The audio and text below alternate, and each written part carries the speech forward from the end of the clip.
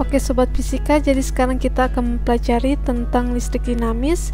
Jadi pada listrik dinamis di sini kita akan membahas tentang arus listrik, hukum Ohm, hambatan listrik, rangkaian listrik, jembatan Wheatstone, hukum Kirchhoff, dan energi dan daya listrik. Jadi yang pertama di sini kita akan membahas arus listrik. Nah, pada arus listrik searah adalah arus listrik yang dihasilkan oleh muatan yang bergerak dalam satu arah saja. Arus listrik terjadi karena aliran muatan positif dari potensial tinggi ke potensial rendah. Syarat arus listrik terjadi adalah rangkaian harus tertutup. Arus listrik adalah banyaknya muatan yang mengalir melalui suatu penampang tiap detik. Secara matematis dapat ditulis I sama dengan Q per T, di mana I merupakan kuat arus yang satuannya ampere, Q merupakan jumlah muatan yang satuannya coulomb, T merupakan waktu yang satuannya second. Jika terdapat N elektron yang mengalir, maka total muatan Q dapat dinyatakan sebagai berikut. Q sama dengan N dikali dengan E, di mana Q merupakan jumlah muatan, N merupakan jumlah elektron, E merupakan muatan elektron yang ketetapannya 1,6 kali 10 pangkat minus 19 coulomb. Selanjutnya di sini ada contoh soal.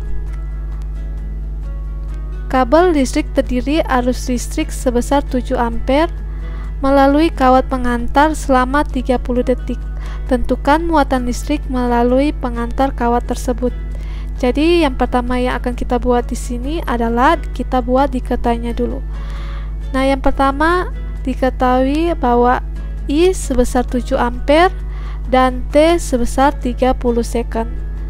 Yang ditanya di sini adalah muatan listrik yang Q. Sekarang kita buat penyelesaian. Nah, kita tahu bersama bahwa kuat arus listrik sama dengan jumlah muatan per waktu. Kalau kita putar rumus menjadi Q sama dengan I dikali dengan T. Sekarang kita tinggal masukkan jumlahnya.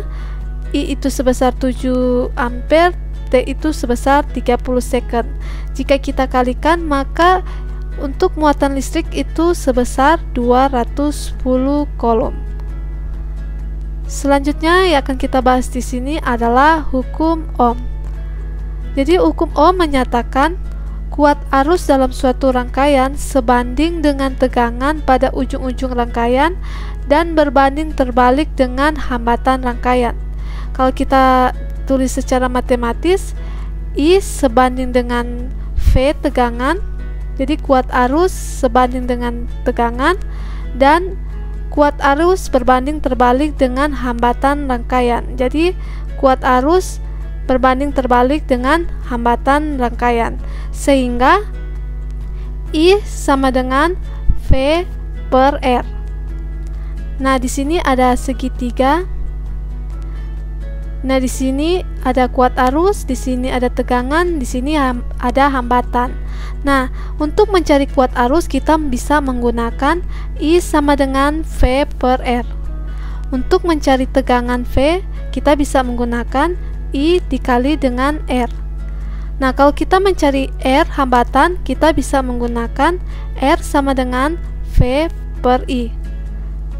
Sehingga di sini ada keterangan I merupakan kuat arus yang satuannya ampere, V merupakan beda potensial atau tegangan yang satuannya volt, R merupakan hambatan yang satuan ohm. Selanjutnya yang akan kita bahas di sini adalah hambatan listrik. Jadi pada hambatan listrik di sini dipengaruhi yang pertama adalah jenis bahan, yang kedua panjang L, dan yang ketiga adalah luas penampang A. Nah, untuk hambatan listrik di sini dapat dirumuskan R sama dengan Rho dikali L per A, di mana R merupakan hambatan, Rho merupakan hambatan jenis, L merupakan panjang penghantar, dan A merupakan luas penampang. Selanjutnya di sini ada contoh soal. Sebuah kawat terdiri panjang 20 meter, memiliki diameter 2 mm, serta hambatan jenisnya 3,14 dikali 10 pangkat minus 6. Hitung hambatan kawat tersebut. Jadi yang pertama kita buat ikatannya dulu. Nah, yang pertama panjang L di sini sebesar 20 meter. Kemudian diameternya 2 mm. Jadi untuk diameter di sini kita buat dalam jari-jari R, sehingga R itu didapat dari 1/2 dari diameter, sehingga 1/2 dari 2 hasilnya 1 mm. Nah, untuk milimeter di sini kita rubah dalam meter, sehingga kita bahagi 1000, sehingga kita bisa tulis 10 pangkat minus 3 meter. Nah, selanjutnya untuk rho-nya di sini 3,14 dikali 10 pangkat minus 6. Kemudian yang ditanya di sini adalah hambatan R. Nah, sekarang kita buat penyelesaian. Nah, untuk mencari hambatan itu R sama dengan rho dikali dengan L per A. Nah, untuk A di sini mencari A itu sama dengan pi R kuadrat. Nah, pi di sini kita pakai 3,14 dan untuk R di sini kita pakai 10 pangkat minus 3 yang sudah dirubah dalam meter, sehingga pangkat 2 karena di sini pangkat 2. Sehingga 3,14. Nah, di sini 10 pangkat minus 3 yang pangkat ini kita kalikan, maka di sini 10 pangkat minus 6. Sehingga untuk A di sini sebesar 3,14 dikali 10 pangkat minus 6. Sehingga tinggal kita masukkan jumlahnya. Untuk rho di sini sebesar 3,14 dikali 10 pangkat minus 6. Untuk L di sini 20 meter dan untuk A di sini 3,14 dikali 10 pangkat minus 6. Nah, untuk yang 3,14 dikali 10 pangkat minus 6 ini bisa kita coret dengan ini, sehingga tersisa R itu sebesar 20 ohm. Selanjutnya, hambatan jenis kawat bergantung pada perubahan suhu, sehingga hambatan listriknya juga mengalami perubahan yang dapat dirumuskan. Delta R sama dengan R0 dikali alfa dikali dengan delta T, di mana R0 di sini didapat dari R dikurang R0 sama dengan R0 dikali alfa dikali dengan delta T. Nah, untuk R0 di sini yang ini kita pindahkan ke kanan sehingga bernilai positif, sehingga R sama dengan R0 ditambah dengan R0 dikali alfa dikali dengan delta T.